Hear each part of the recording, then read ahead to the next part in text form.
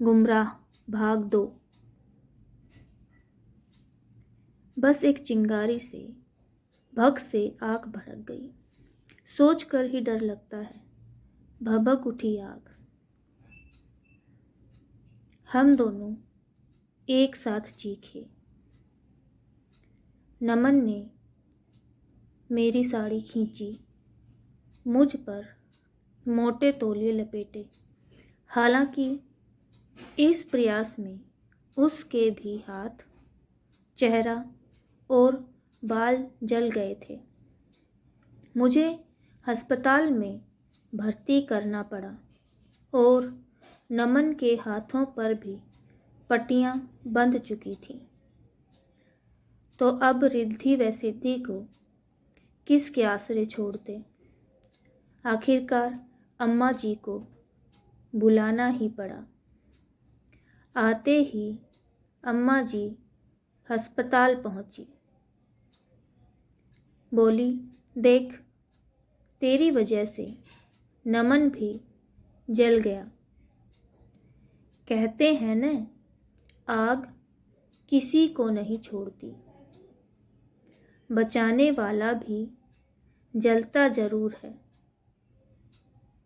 जाने क्यों अम्मा का आना व इस तरह से बड़बड़ाना मुझे अच्छा नहीं लगा।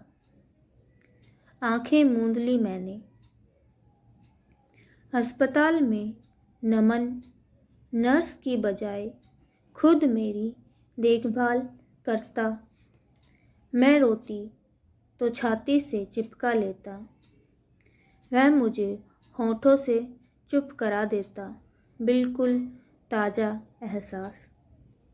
अस्पताल से डिस्चार्ज होकर घर आई तो घर का कोना कोना एकदम नया सा लगा।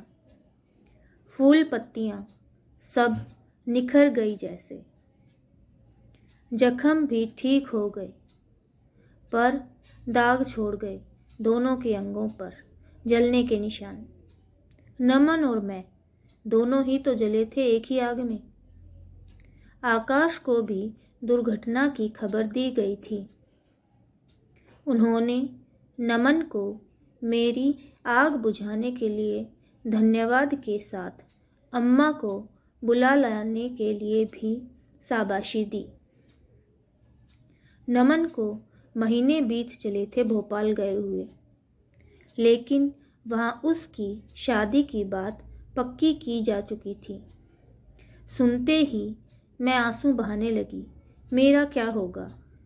परी का जादू कभी ख़त्म नहीं होगा। नमन ने पूरी तरह मुझे अपने वश में कर लिया था, मगर पिता के फैसले का विरोध करने की न उसमें हिम्मत थी न कुव्वत। स्कॉलरशिप से क्या होना जाना था। हर माह उसे घर से पैसे मांगने ही पड़ते थे, तो इस शादी से इनकार कैसे करता। लड़की सरकारी स्कूल में टीचर है और साथ में एमफिल कर रही है, तो शायद शादी भी जल्दी नहीं होगी और न ही ट्रांसफ़र। नमन ने मुझे आश्वस्त कर दिया। मैं न सिर्फ आश्वस्त हो गई, बल्कि नमन के संग उसकी सगाई में भी शामिल होने चली आई। सामान्य सी टीचर छाप, सांवली सी लड़की, शक्ल व कद काठी हूबहू मीना कुमारी जैसी। एक उम्र की बात छोड़ दी जाए तो वह मेरे सामने कहीं नहीं टिक रही थी। संभवतः इसलिए भी कि पूरे प्रोग्राम में मैं घर की बड़ी बहू की तरह हर काम दौड़ दौड़ कर करती रही। बड़ों से पर्दा भी किया, छोटों को दुलराया भी। नमन ने भी भाभी भाभी करके पूरे वक्त साथ रखा, लेकिन रिंग सेरेमनी के वक्त स्टेज पर लड़की के रिश्तेदारों से परिचय कराया तो भाभी के रिश्ते से नहीं, बल्कि ये मेरे बॉस, मेरे गाइड आकाश सर की वाइफ हैं। कांटे से चुभे उसके शब्द, सर की वाइफ यानी उसकी कोई नहीं, कोई रिश्ता नहीं। नमन को वापस तो मेरे ही साथ मेरे ही घर आना था। ट्रेन छूटते ही शिकायतों की पोटली खोली मैंने। मैं तैश में थी। हालांकि नमन गाड़ी चलते ही मेरा पुराना नमन हो गया था। मेरा मुझ पर ही जोर न चल पाया न उस पर। मौसम बदल रहे थे अपनी ही चाल में, शांत भाव से, मगर तीसरे वर्ष के मौसमों में कुछ ज़्यादा ही सन्नाटा महसूस हो रहा था। बेहवा चुप्पियाँ आँखों में, दिलों में और घर में भी। तूफान तो आएंगे ही, एक नहीं कई कई तूफान। वक्त को पंख लग चुके थे और हमारी स्थिति पंख कटे प्राणियों की तरह होती लग रही थी। मुझे लग रहा था समय को किस विधि में बांध लूं। नमन की शादी की तारीख आ गई। सुनते ही मैं नमन को झंझोड़ने लगी। मेरा क्या होगा? परी का जादू कभी खत्म नहीं होगा। इस बार नमन ने मुझे भविष्य की तसल्ली दी। मैं पूरा दिन पगलाई सी घर में घूमती रही, मगर अम्मा जी के मुख पर राहत स्पष्ट नजर आ रही थी। बातों ही बातों में बोली भी, अच्छा है सतीश भाई साहब ने सही पग उठाया। छुटा सांड इधर उधर मुंह मारे फसाद ही खत्म। खूंटे से बांध दो। मुझे टोका भी कि कौन घर की शादी है जो तुम भी चली लदफंद के उसी के संग। व्यवहार भेज दो, साड़ी गहना भेज दो और अपना घर द्वार देखो। बेटियों की छमाही परीक्षा है, उस पर बर्फ जमा देने वाली ठंड पड़ रही है। अम्मा जी को कैसे समझाती कि अब तो नमन ही मेरी दुलाई रजाई है, मेरे अलाव हैं। बेटियों को बहला आई, चाची लेकर आऊंगी। बड़े भारी मन से भोपाल स्टेशन पर उतरी मैं।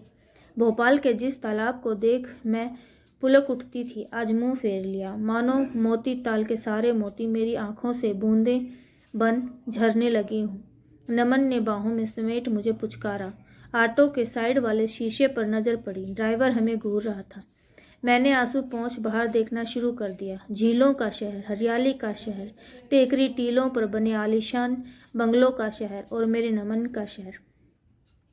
ऑटो का इंतजार ही कर रहे थे सब। अभी तो शादी को हफ्ता भर है और इतने सारे मेहमान। नमन ने बताया, मेहमान नहीं, रिश्तेदार एवं बहनें हैं, सब सपरिवार पधारे हैं। आखिर इकलौते भाई की शादी है। सुनकर मैंने मुंह बनाया और बहनों ने मुझे देखकर मुंह बनाया।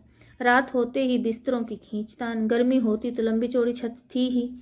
सब अपनी अपनी जुगाड़ में थे। मुझे अपना कमरा, अपना पलंग याद आ रहा था। नमन ने ही हल ढूंढा। भाभी जमीन पर नहीं सो पाएंगी, मेरे कमरे के पलंग पर भाभी की व्यवस्था कर दो। मेरा बिस्तरा दीवान पर लगा दो। मुझे समझते देर नहीं लगी कि नमन की बहनों की कोई इज्जत नहीं है और माँ ठहरी गऊ तो घर की बागडोर मैंने संभाल ली। घर के बड़े बूढ़ों और दामादों को इतना ज़्यादा मान सम्मान दिया। उनकी हर ज़रूरत सुविधा का ऐसा ध्यान रखा कि सब मेरे गुणगान गाने लगे। मैं फिरकनी सी घूम रही थी। हर बात में दुल्हन, बड़ी बहू या भाभी जी की राय ली जाती और वह मैं थी। सबको खाना खिलाने के बाद ही मैं खाना खाने बैठती। नमन भी किसी न किसी बहाने से पुरुषों की पंगत से बच निकलता। स्त्रियां सभी भरपेट खाकर छत पर धूप सेंकने लौटने पहुंच जाती।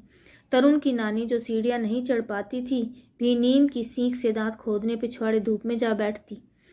तब मैं और नमन चौके में अंगारे भरे चूल्हे के पास अपने पाटले बिछाते और थाली परोसते। आदत जो पड़ गई थी एक ही थाली में खाने की, नहीं छोड़ पाए। जितने अंगार चूल्हे में भरे पड़े थे उससे ज़्यादा मेरे सीने में धधक रहे थे। आंसू से बुझे तो कैसे।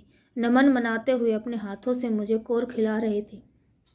उसकी भांजी अचानक आ गई चौके में गुड़ लेने, लिए बगैर ही भागी ताली बजाते हुए। नमन मामा को तो देखो, बड़ी मामी को अपने हाथ से रोटी खिला रही। मामी जी जैसे बच्ची हूँ। बच्ची हैं क्या?